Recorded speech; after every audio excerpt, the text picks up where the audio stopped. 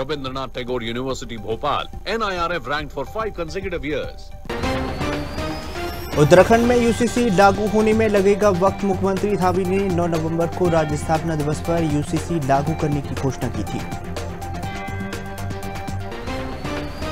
उत्तराखंड में lumpy virus को लेकर बढ़ाई गई सतर्कता। पशुपालन मंत्री सौरभ बहुगुणा ने राज्य में सीमावर्ती क्षेत्रों में चेकिंग अभियान चलाया। द्रोणागिरी ट्रैक पर केरल के पर्यटक की मौत। 3 ट्रैकर्स को एसडीआरएफ की टीम ने सकुशल निकाला। 22 सितंबर को ट्रैकिंग पर 4 पर्यटक गए थे। उत्तराखंड में भू कानून को लेकर सियासत। कांग्रेस ने कहा बीजेपी ने एनडीए तिवारी सरकार से संशोधन हुए कानून को बदलकर खुर्द किया। उत्तराखंड के 6 जिलों में भारी बारिश का अलर्ट। मौसम विभाग ने कहा 30 सितंबर तक रहेगा बारिश का दौर जारी।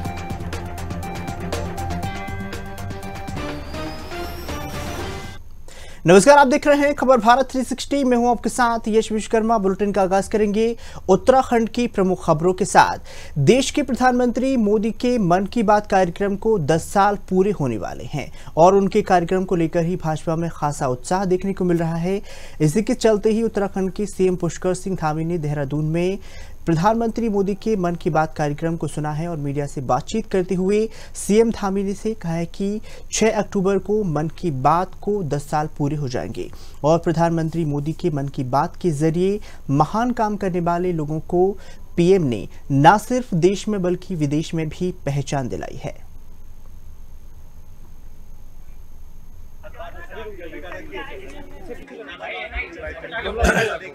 देखिए, मैं सबसे पहले तो आदरणीय प्रधानमंत्री जी को बधाई देता हूं कि मन की बात एपिसोड के 10 साल पूरे होने जा रहे हैं 3 अक्टूबर को और 3 अक्टूबर से हमारे नवरात्र भी प्रारंभ हो रहे हैं और इन 10 सालों में मन की बात के कार्यक्रमों में एक साधक की तरह माननीय प्रधानमंत्री जी ने पूरे देश की उन प्रमुख विभूतियों को जिनको अपनी साधना में जो लगे हुए थे लेकिन उनको देश के अंदर एक पहचान उस तरह से नहीं थी जितना वो काम कर रहे थे। माननीय प्रधानमंत्री जी ने जब से उनको मन के एपिसोड में शामिल किया पूरे देश के अंदर उनको पहचान मिली, दुनिया के अंदर पहचान मिली, साथ ही उन सब का प्रोत्साहन हुआ और अनेक जो लोग छोटे छोटे स्थानों पर बड़े बड़े काम कर रहे थे वो पूरी देश दुनिया की नज़र में आए और लोगों के लिए भी प्रेरणा के स्रोत बने। मैं उत्तराखंड की बात करूं तो लगभग उनका मन की बात का कार्यक्रम हो या कोई अन्य कार्यक्रम हो, हर एक कार्यक्रम में उत्तराखंड का वो अवश्य स्मरण करते हैं। आज भी उत्तरकाशी के हमारे एक गांव का उन्होंने जिक्र किया जहां स्वच्छता का अभियान उस ग्राम के लोगों के द्वारा चलाया जा रहा है। निश्चित रूप से मैं प्रधानमंत्री जी का अभिनंदन करता हूं कि एक नई प्रेरणा पूरे देश दुनिया को मिली है इससे। सीएम साहब हरियाणा दौरे पर आज आप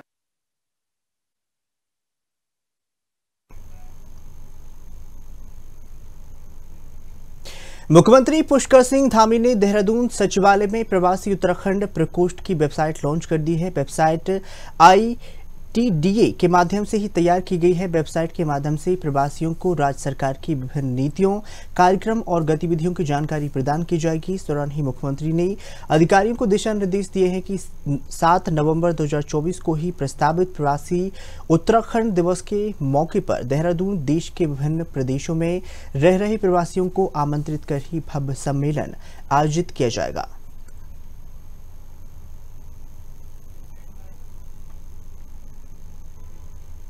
नगर के बाजार में चोर ने 4 दुकानों के ताले तोड़कर ही चोरी की वारदात को अंजाम दिया है। एसएसपी कार्यालय में ही महज 50 मीटर की दूरी पर है। इस घटना से चोर ने नकदी पर हाथ साफ कर दिया है। सूचना मिलती ही पुलिस मौके पर पहुंची है और जांच शुरू कर दी है। पुलिस ने दुकानों के सीसीटीवी फुटेज की मदद से ही चोरों की पहचान में जुट गई है और प्रभावित दुकानदारों को व्यापार मंडल के पदाधिकारियों ने चोर की जल्द ही गिरफ्तारी की मांग भी की है।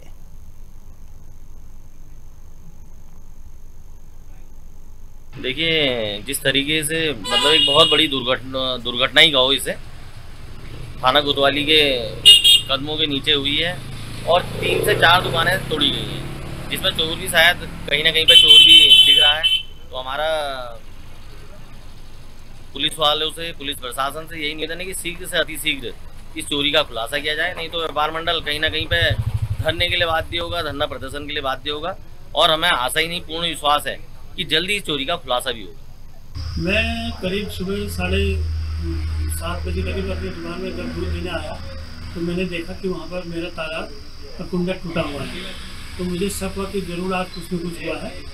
और मैं जब अंदर जाके देखा तो उसमें मेरा जो कैश बॉक्स था वो तोड़ के उसमें से पैसे निकले हुए थे। उसमें करीब 2000 रुपये का कैश और प्लस चेंज कर लगे 2300-2400 रुपये का माल मेरा निकला है।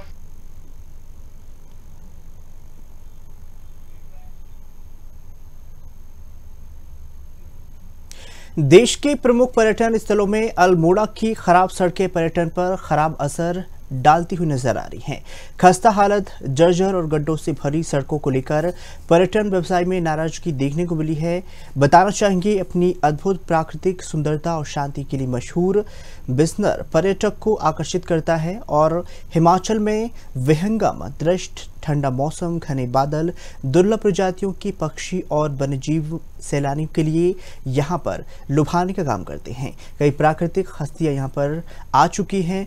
व्यवसायियों का कहना है कि सैलानी सड़कों की मरम्मत की मांग करते हैं, जिसके लिए उन्होंने कई बार शासन, प्रशासन और सीएम पोर्टल पर भी शिकायत दर्ज करा दी है, लेकिन अब तक कोई जन सुनवाई नहीं हुई है।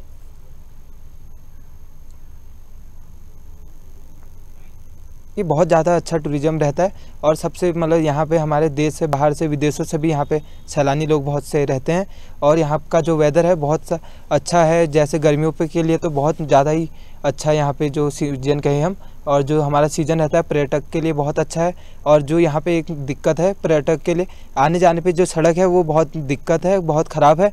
जैसे ही रोडों पे बहुत सारे गड्ढे पड़े हैं और बहुत सारे ख़राब हैं। पेड़ पौधे जो रहते हैं पूरे पेड़ों से रोड से लगे हुए हैं, तो उनको कोई देखने वाला नहीं है। और रोड के सड़कें गड्ढे कोई देखने वाला नहीं है। और जैसे यहाँ पे कोई बड़े बड़े हस्तियाँ आते हैं, रणवीर कपूर, दीपिका पादुकोण और बड़े बड़े 5 स्टार सिंगर वगैरह आते हैं, तो कोई लोग मतलब ये देखता नहीं है, क्योंकि उनके पास लग्जरी गाड़ियाँ होती हैं। यह है बिनसर, ये अल्मोड़ा डिस्ट्रिक्ट में काफ़ी प्रसिद्ध टूरिस्ट प्लेस है। यहाँ बहुत सारी सेलिब्रिटीज आ रहे हैं, बहुत सारे टूरिस्ट आ रहे हैं और विदेशों से लोग आ रहे हैं। तो अभी जो यहाँ की स्थिति है, रोड की स्थिति जो है बिल्कुल ख़राब है। रोड में बड़े बड़े गड्ढे आ गए हैं और गाड़ियाँ आने में बहुत ही दिक्कत हो रही है। टूरिस्टों को भी बहुत दिक्कत हो रही है। जो भी आ रहे हैं यहाँ पर कंप्लेंट कर रहे हैं और बहुत डरे हुए महसूस आ रहे हैं। बहुत सारी टूरिस्टों की गाड़ियों में तो नीचे से लग जा रहा है और डैमेज हो जा रही है। उसके बाद वापस जाने में भी बड़ा दिक्कत हो रहा है, बार बार मैकेनिक बुलाने पड़ रहे हैं, जिससे क्या कहते हैं टूरिज़्म पे काफ़ी दिक्कत आ रही है यहाँ पर। और बहुत जो टूरिस्ट आता था वो अब कम आने लग गया है, क्योंकि धीरे धीरे मीडिया में ये बात फैल गई कि वहाँ की रोड बहुत ख़राब हो गई है, जिससे बहुत ही ज़्यादा दिक्कत का सामना करना पड़ा है। और यहाँ पर जो टूरिस्ट हैं उनका प्रतिशत भी दिन पर दिन कम होते रहा है।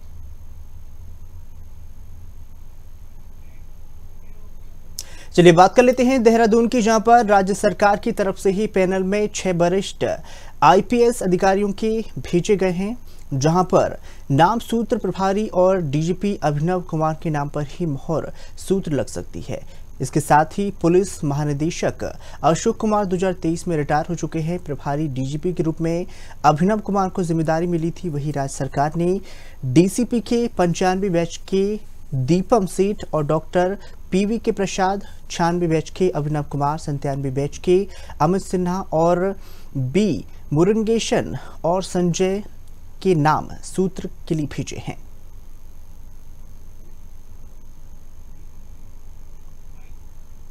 और हमारे मतलब कुछ वरिष्ठ नेताओं द्वारा भी प्रदेश की कानून व्यवस्था और अपराध की स्थिति पे जो है चिंता भी प्रकट की गई थी, आलोचना भी की गई थी। और मैं उनसे भी यही आग्रह करूंगा कि ठीक है, उनकी चिंता प्रकट करना, उनका आलोचना प्रकट करना वो भी स्वाभाविक है, हम उसका सम्मान करते हैं। लेकिन उनसे भी आग्रह यही करूंगा कि थोड़ा अपनी पुलिस में, अपनी सरकार में आस्था भी रखें और विश्वास रखें कि उनकी जो चिंताएं हैं उनको भी हम दूर करने का लगातार प्रयास करें।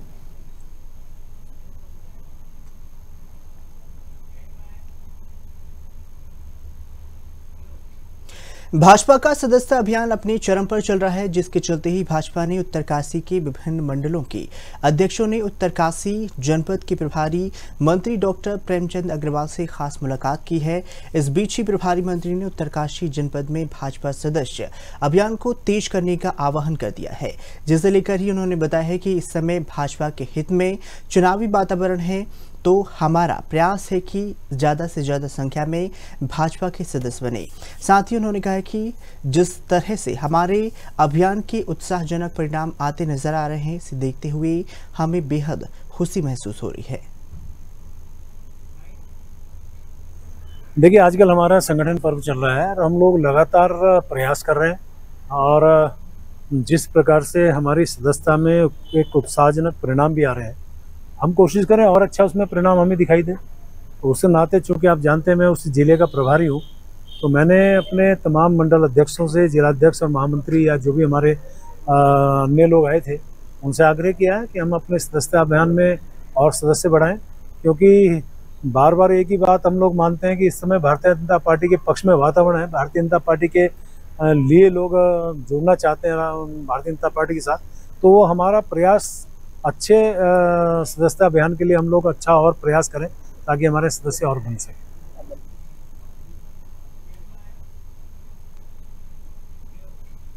लोकसभा और राज्यसभा की समितियों के उत्तराखंड के सभी सांसदों को बतौर सदस्य नामित किया गया है, जिनमें से राज्यसभा सांसद नरेश बंसल को भी शामिल किया गया है। राज्य सांसद को रक्षा मामलों के लिए नामित किया गया है।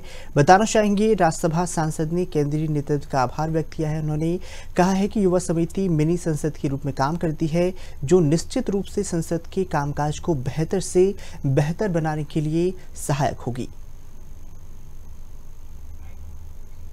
देखिए, सभी सांसद जितने भी हैं सबको कोई ना कोई स्थान मिलता है, मंत्रियों को छोड़कर सब, क्योंकि 24 के करीब 24-25 समितियां बनती हैं। हर समिति में 31 सदस्य होते हैं, 21 लोकसभा से होते हैं, 10 राज्यसभा से होते हैं।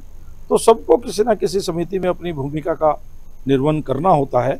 और यहाँ पर भी हमारे एक सदस्य श्री अजय टमटा जी तो मंत्री हैं, इसलिए उनको छोड़कर 7 सदस्यों को किसी न किसी समिति में जगह मिली।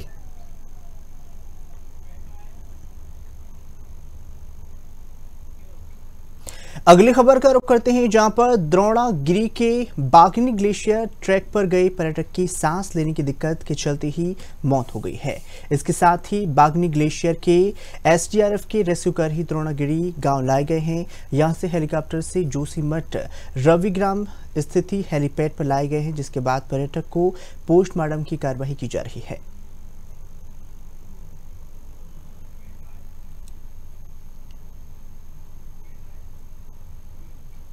मसूरी नगर पालिका प्रशासन ने एसडीएम अनामिका के निर्देशन पर ही मसूरी देहरादून रोड पर अतिक्रमण और अनाधिकृत सामान बेचने वालों के खिलाफ कार्रवाई की है। कोलू खेत में मसूरी तक ही सड़क के किनारे जिनको हटाया गया है दुकानदारों को, और साथ ही प्लास्टिक बैग के उपयोग पर कड़ी से कड़ी कार्रवाई की जाएगी, ऐसा निर्देश दिया गया है। कई दुकानों से प्लास्टिक बैग जब्त कर लिए गए हैं। आदिशाही अधिकारी राजेश ने चेतावनी जारी करते हुए कहा है कि पुनः अतिक्रमण किया तो कड़ी कार्रवाई होगी। उप जिलाधिकारी के महोदय का निर्देश में आज नगर पालिका द्वारा पानी वाले मोड़ से अभियान ऊपर की तरफ चलाया जा रहा है, जिसमें रोड पे जो भी अस्थायी अस्थायी अतिक्रमण है उसको हटाया जा रहा है। साथ ही पॉलीथीन यूज भी जो लोग कर रहे हैं उनके विरुद्ध चालानी कार्रवाई की जा रही है, और ये पूरे मसूरी रोड पे कंक्रीट तक की जाएगी। ऐसे में लगातार जो अतिक्रमण है उसको लेकर भी सवाल खड़े होते हैं, तो किस तरीके की पूरी योजना है, आगे भी इस ड्राइव को चलाया जाएगा? चलिए, जो अस्थायी टाइप के अतिक्रमण है जो लोगों ने अपनी निजी भूमि पे बिना मानचित्र स्वीकृत करके बनाए हैं, वो एमडीडीए के जुरिडिक्शन में आता है। हमारा तो जो टेम्परेरी अतिक्रमण सड़क पे रहता है, जो ये कालीन वाले, इनकी भी काफ़ी शिकायत थी कि हर मोड़ पे इन्होंने कालीन लटका दी है, या भुट्टे वाले हैं, या इस तरह से जो भी अवैध होर्डिंग्स हैं उनके खिलाफ हमारा अभियान।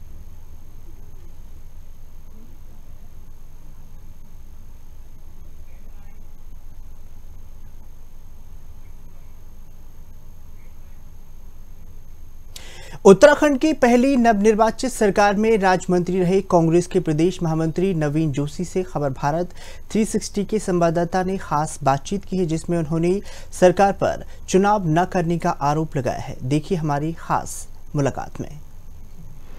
उत्तराखंड में निकाय चुनाव को लेकर सभी की नज़र टिकी हुई है, क्योंकि 2 दिसंबर 2023 को निकायों का कार्यकाल समाप्त हो गया है। बावजूद उसके अभी तक चुनाव की घोषणा नहीं हुई है।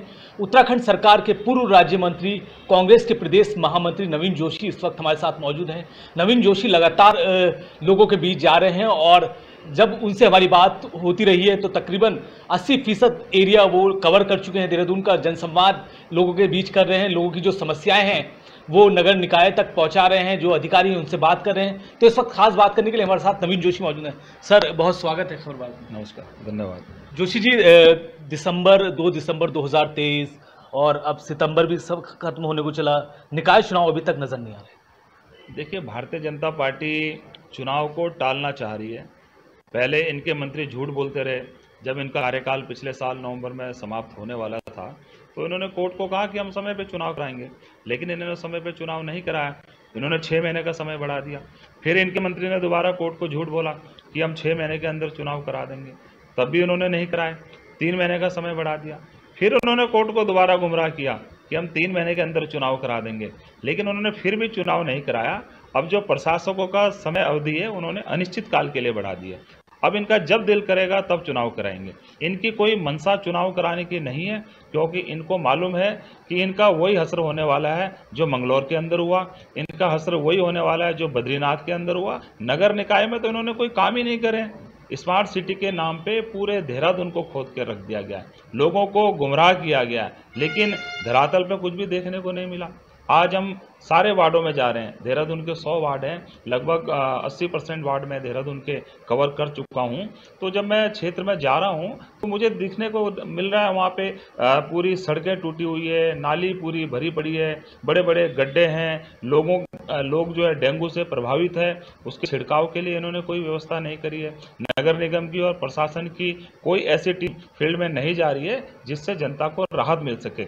इसलिए कुल मिलाकर यह है, भारतीय जनता पार्टी चुनाव से डर गई है। उनको मालूम है कि हम चुनाव बुरी तरह से हार रहे हैं, इसलिए वो चुनाव को किसी भी तरह से टालना चाहते हैं। इसीलिए इन्होंने कोर्ट को भी गुमराह किया और जनता को भी गुमराह किया। जोशी जी, आप लगातार जा रहे हैं और निकायों की, खासकर नगर निगम देहरादून को देखा जाए तो लंबे समय से भाजपा का कब्जा मेयर की सीट पर रहा है। तो क्या मुख्य समस्या है लोगों की, आपने जो ज़्यादा लोगों से आपका जनसंवाद हो रहा है, क्या समस्या है ज़्यादा नगर निकाय में? देखिए, जनता ने अपना विश्वास भारतीय जनता के ऊपर, पार्टी के ऊपर जताया था और उनका यहाँ पे मेयर भी बना था।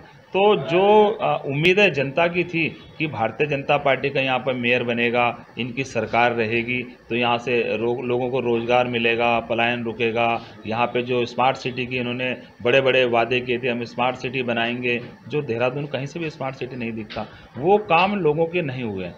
अब लोग इनसे ऊब चुके हैं, त्रस्त हो चुके हैं, क्योंकि इन्हें मालूम है कि सिर्फ जुमलेबाजों की सरकार है। जैसे इन्होंने जुमला दिया था प्रधानमंत्री जी ने कि बीजेपी की सरकार आएगी तो काला धन आएगा, 15 लाख रुपए हर किसी के अकाउंट में आएंगे, 2 करोड़ बेरोजगार युवकों को रोजगार मिलेंगे, किसानों की आय दुगनी होगी। और यहाँ देहरादून में नारा दिया था देहरादून को हम स्मार्ट सिटी बनाएंगे। स्मार्ट सिटी तो कहाँ, आप देखिए ना, बड़े बड़े गड्ढे खुद रखे, आए दिन दुर्घटनाएं होती हैं, नालियाँ चौक हैं, पूरी सफाई की कोई व्यवस्था नहीं है। और जो वार्ड स्वच्छता समिति थे उसमें घपले हो चुके हैं और मेयर पे आय से अधिक संपत्ति के आरोप लगे हैं। आरोप लगाने वाले को इन्होंने, सरकार ने दबाव बना के उसको जिला बदर कर दिया। तो इस प्रकार की आज राजनीति चल रही है। विकास से इनका कोई सरोकार नहीं है। ये तो चाहते हैं किसी भी प्रकार से जनता को बेवकूफ़ बना के, गुमराह करके हम सत्ता पे आ जाएं, उसके बाद ये पूरे 5 साल कोई काम नहीं करते। जोशी जी, पिरवट समिति के निकायों में परिसीमन और आरक्षण को लेकर 2 बार बैठक हो चुकी है और 9 अक्टूबर तक रिपोर्ट भी पिरवट समिति को सौंपनी है सरकार को। तो प्रेमचंद अग्रवाल जो शहरी विकास मंत्री हैं कह रहे हैं कि सुझाव आए हैं जो सदस्य हैं और जल्द ही हम रिपोर्ट सरकार को सौंप देंगे और शपथ पत्र भी हम चुनाव के लिए दाखिल कर चुके हैं।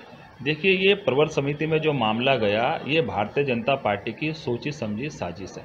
जब किसी भी का भी आरक्षण होता है वहाँ सभी से राय ली जाती है, विधायकों से ली जाती है, अधिकारी लोग भी बैठे हैं, जनता के बीच में भी जाते हैं, वो सब जो आरक्षण का मुद्दा होता है वहाँ पे तय हो जाता है। इनको मालूम है हम चुनाव हार रहे हैं, तो इनके जो नेता हैं ये प्रवर समिति को लेके गए प्रवर समिति की 2 बैठक हो गई है, लेकिन ऐसा कोई बात छनकर नहीं आई है कि प्रवर समिति में ये मामला आया है जो इसका कोई निवारण हो सके। इन्होंने तय कर रखा जोन सी सीट उन्होंने आरक्षित करनी है, जहाँ पे इन्होंने सीट को रिजर्व करना है, जो भी चीज़ें इन लोगों ने ऑलरेडी तय कर रखी है। ये सिर्फ मामला लटकाना चाहते हैं प्रवर समिति को भेजकर, और मुझे नहीं लगता कि अभी भी जो इन्होंने कोर्ट को समय दिया है ये समय पे चुनाव करा पाएंगे। आखिरी सवाल जोशी जी आपसे, भाजपा कह रही है कि मेयर का चाहे कोई सा भी चुनाव हो, भाजपा से कांग्रेस की कोई टक्कर नहीं है, कांग्रेस आपस में ही अंदरूनी तौर पर अपना जो चुनाव वो लड़ेगी, क्योंकि कांग्रेस में सिर्फ टबल बहुत ज़्यादा है और वो आपको देखने को मिलेगा। देखिए, भारतीय जनता पार्टी जो ज़्यादा ओवर कॉन्फिडेंस है, वो कह रही है कि हमारा कांग्रेस से मुकाबला नहीं है। सही कह रही है, हमारा भारतीय जनता पार्टी से कोई मुकाबला नहीं है।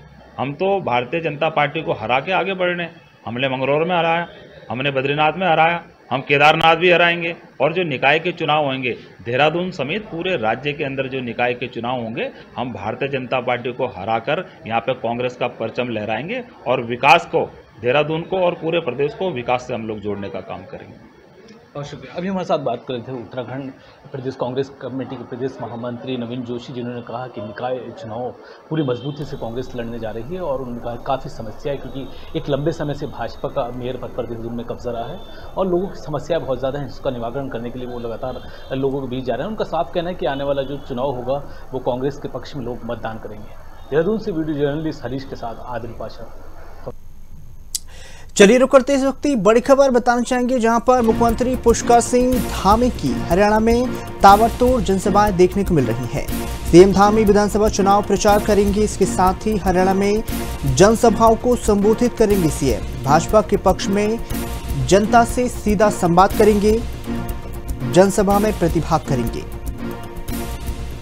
बताना चाहेंगे, हरियाणा में सीएम पुष्कर सिंह धामी की ताबड़तोड़ जनसभाएं देखने को मिल रही हैं, तो वही सीएम धामी विधानसभा चुनाव प्रचार में लगे हुए हैं। हरियाणा में जनसभाओं को संबोधित करेंगे, जनता से सीधा संवाद करेंगे और भाजपा के पक्ष में जनता के साथ जुड़ेंगे।